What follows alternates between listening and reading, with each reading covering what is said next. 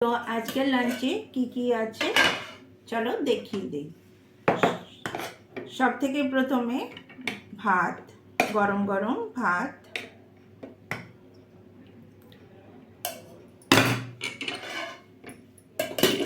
করলা ভাজা গোল গোল করে, লবণ হলুদ আর জিরে গুঁড়ো দিয়ে, বেশি মশলা দিইনি। আর এখানে আছে পোস্ত বড়া।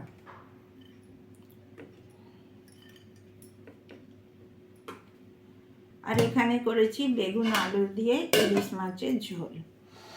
এই যে